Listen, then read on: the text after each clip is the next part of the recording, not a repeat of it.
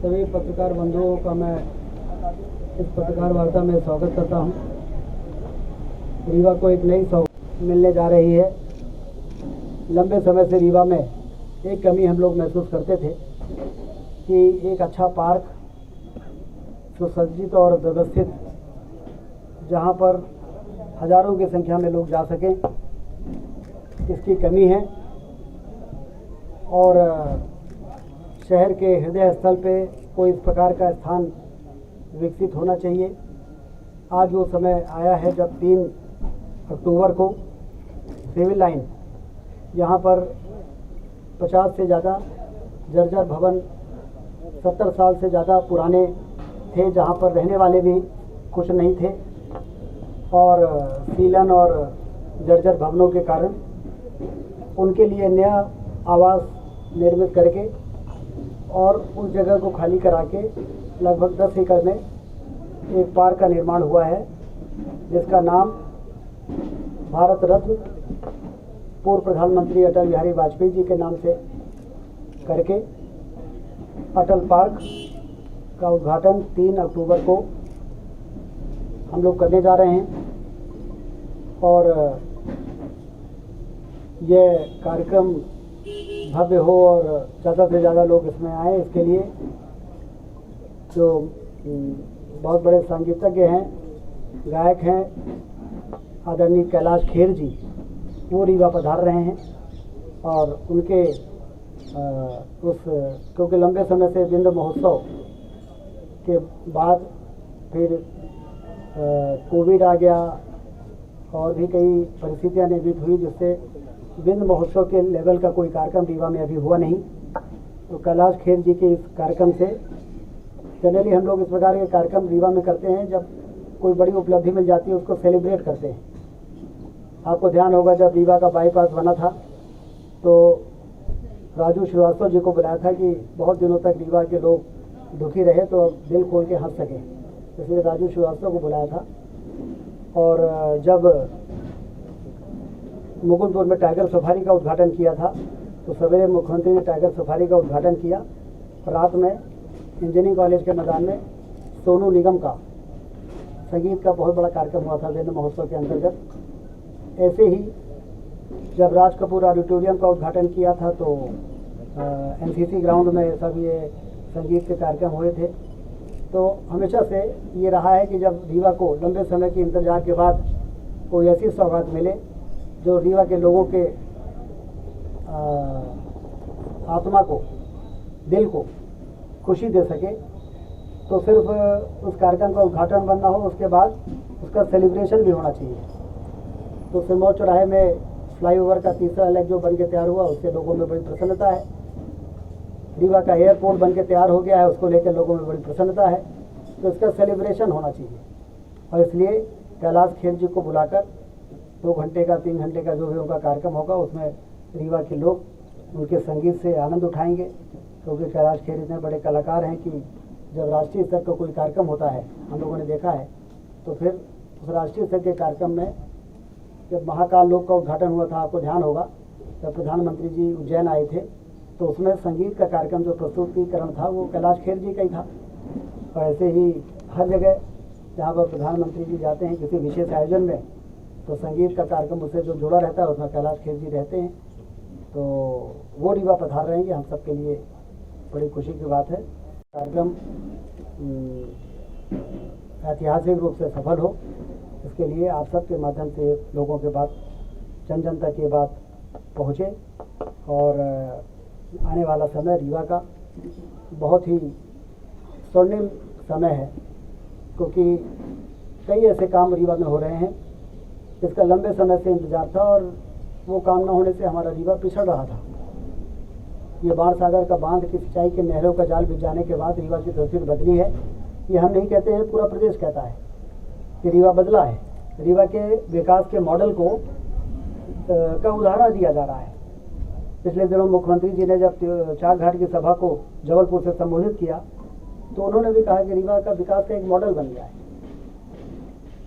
और आने वाला समय भी हमारा बहुत अच्छा है, क्योंकि अभी तो 3 लाख एकड़ में सिंचाई का पानी पहुंचा है।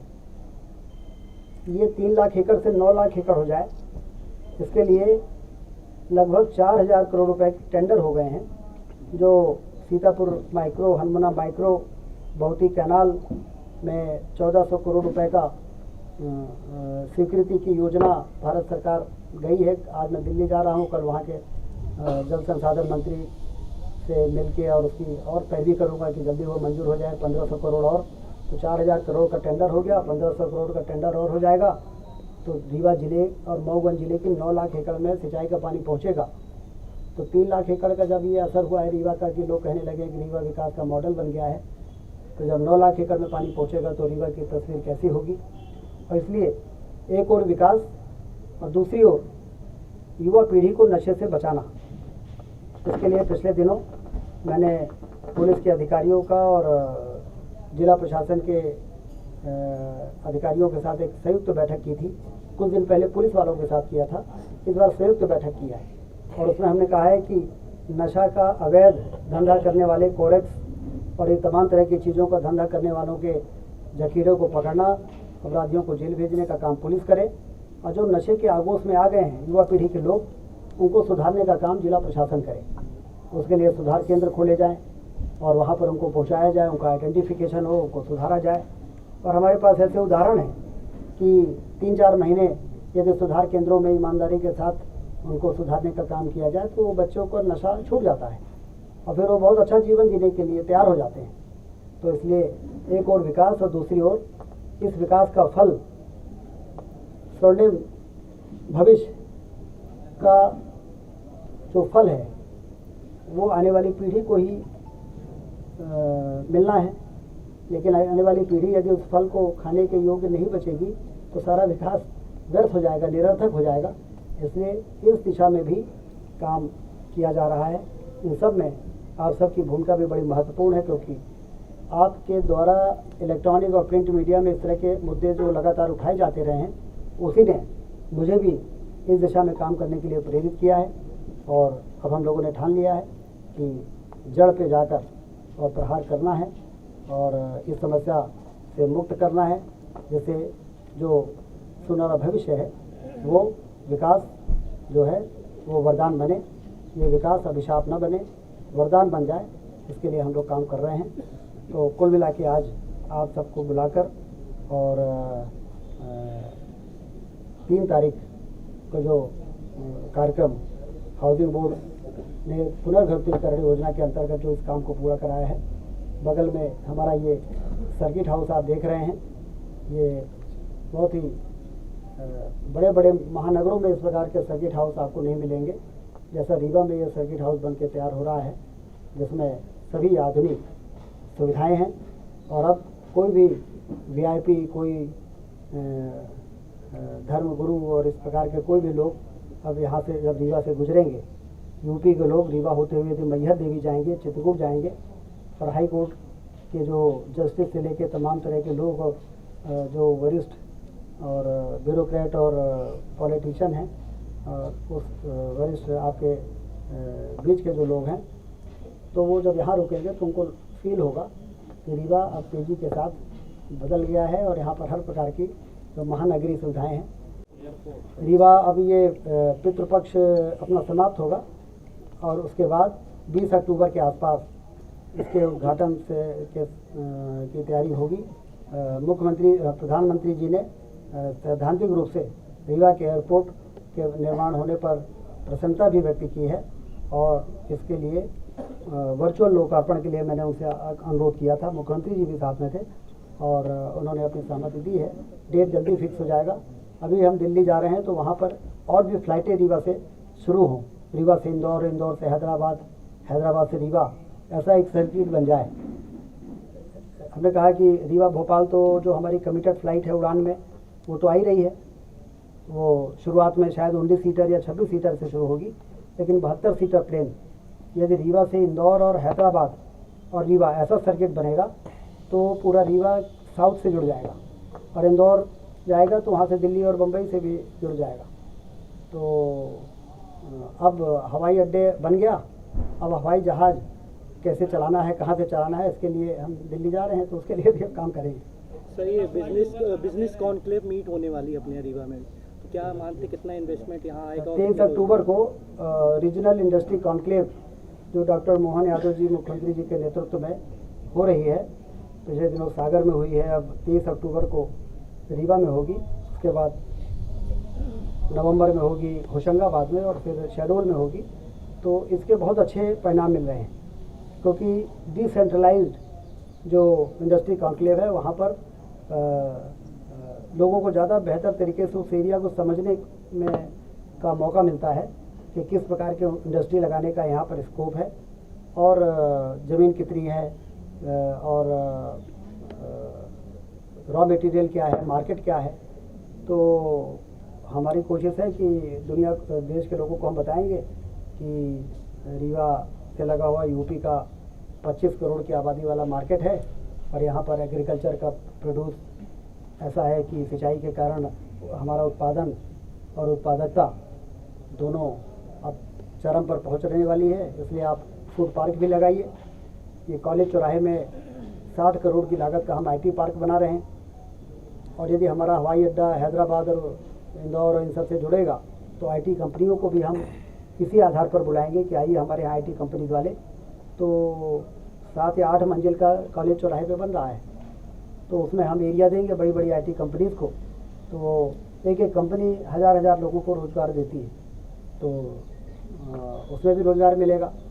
और गारमेंट का आजकल बहुत चल रहा है गारमेंटिंग में कि पहले वो उस एरिया के लोगों को ट्रेनिंग कराते हैं सिलाई का और इस प्रकार की चीज़ों का, और फिर अपनी फैक्ट्रियाँ लगाते हैं। तो गारमेंटिंग के क्षेत्र में भी कई ऐसे सेक्टर हैं जहाँ पर जैसे हमने रिन्यूएबल एनर्जी के सेक्टर में जो सोलर प्लांट लगाया उसकी चर्चा पूरे देश में है। उसी प्रकार से अन्य सेक्टर में भी हम काम करके और उभर सकते हैं। तो ये रीजनल इंडस्ट्री कॉन्क्लेव यहाँ पर औद्योगिक क्रांति लाने के लिए मील का पत्थर साबित होगी। सेतु बंधन स्कीम जो भारत सरकार की है, लगभग 150 करोड़ की वो प्रस्ताव दिल्ली में है। अब मैं दिल्ली में समय लेके और वहाँ पर केंद्रीय परिवहन मंत्री गडकरी जी से मिलकर उसको मंजूर करा लेंगे। सांसद जी को भी हमने बोला है, वो भी उस पर बातचीत उन्होंने की है। तो कुल मिला के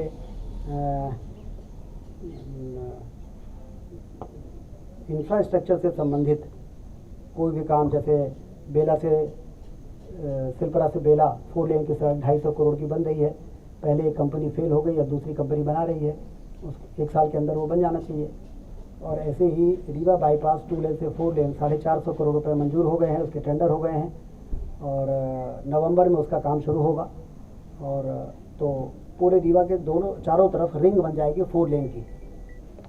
रतरा से सिलपरा बना हुआ है, बाकी सारा 4 लेन बन जाएगा। तो चौतरफा विकास, इसी को चौतरफा विकास के मार्ग खुल जाते हैं जब किसी शहर के चारों ओर 4 लेन की रिंग रोड बन जाती है। तो उस दिशा में भी सारी मंजूरियां हो गई और काम शुरू होने वाला है। स्वास्थ्य सेवाओं को 300 से 400 एकड़ तो घुरेटा मऊगंज में है, ऐसे हनुमाना के पास है, इधर ये घूमा कटरा। ज़मीन की कमी नहीं है हमारे यहाँ। 300 एकड़ का इंडस्ट्रियल एरिया हमारा गुड़ में है और बाकी रॉयल लैंड भी है। लैंड बैंक पर्याप्त है, जो जहाँ उंगली रख देगा उसको वहाँ पर जमीन दे दी जाएगी। ये हमारी नीति है। एक फ्लाईओवर का आपने शायद प्रस्ताव मांगा था कि